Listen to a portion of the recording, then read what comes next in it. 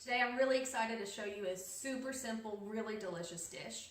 If you're from the Arkansas area, this is a very popular dish, commonly referred to as turkey crack. It's a smoked turkey salad.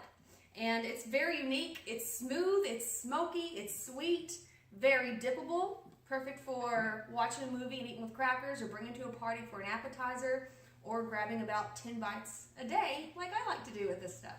So here's how we make it.